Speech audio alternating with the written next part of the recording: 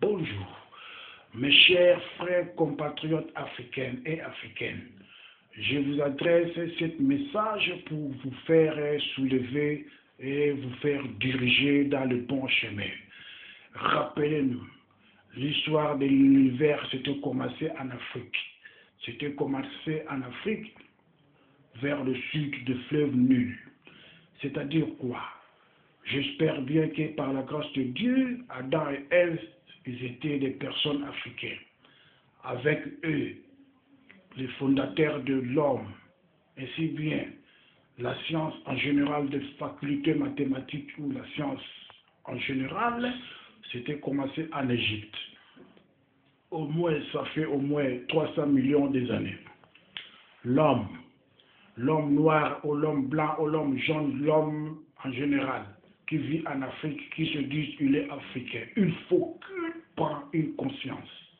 La conscience est la généralité de tous les individus qui vivent en Afrique pour le faire bien. C'est-à-dire quoi? C'est-à-dire, faisons-nous l'unité nationale et faisons-vous l'unité nationale. L'Afrique du Nord, l'Afrique de l'Ouest, de l'Est, centrale, ainsi de suite. Faisons-vous un seul pays, une seule monnaie, une seule forme de vivre. C'est-à-dire quoi? Gardez-vous vos dignités, la souveraineté de vos pays et vos présidents et vos drapeaux, mais faisiez-vous un seul passeport africain, une seule monnaie africaine, sans douane, sans police, sans frontières. Mais gardez-vous vos frontières dans les mémoires. Et respectez-vous l'un des uns. Il ne faut pas vous faire que l'autre est plus beau, l'autre est plus mauvais, l'autre est plus riche, l'autre est plus pauvre. Faisez-vous de faire unis pour faire le bien, car Dieu est conscient. L'existence de l'Afrique dépend de vous, dépend pas de l'Europe ou de l'Amérique. Tout le monde dépend de Dieu, mais ce que vous avez dépend de vous avant que Dieu ne dépende. C'est-à-dire quoi? Dieu, lorsqu'il vous a donné, ça demande qu'à vous-même, vous gardez vos affaires. Mes chers frères africains, essayez de comprendre que le monde est aujourd'hui en vitesse. L'Afrique est toujours derrière, comme un petit mouton. Mais il faut aussi se reconnaître bien, lorsque le petit mouton il est derrière le groupe, c'est-à-dire le loup méchant, il est toujours derrière en guette pour voler ou violer les petits moutons. C'est-à-dire quoi? C'est-à-dire le monde est en vitesse, l'Afrique est toujours en derrière.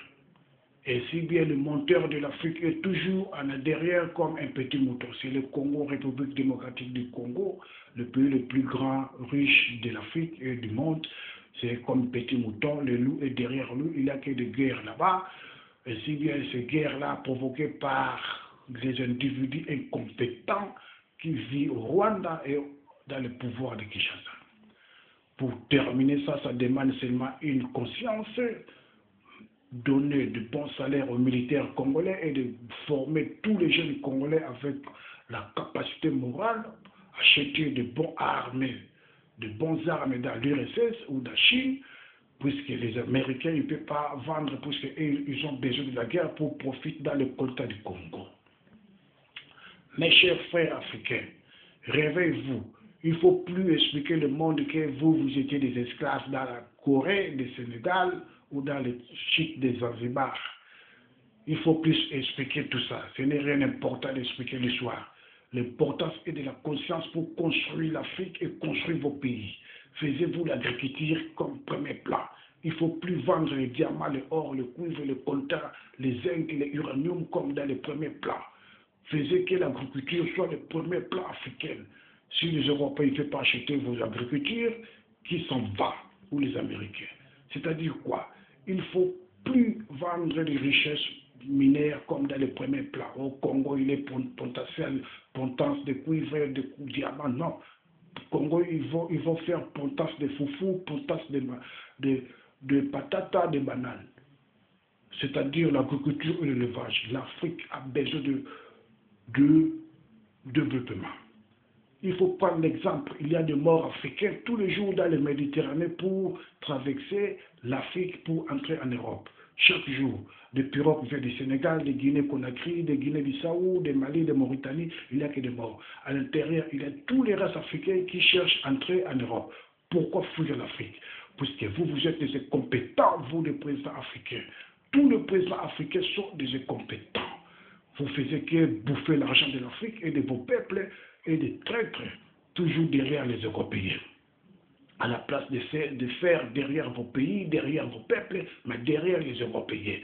Nous vivons en Europe. L'Europe est bien préparée leur futur de leurs enfants.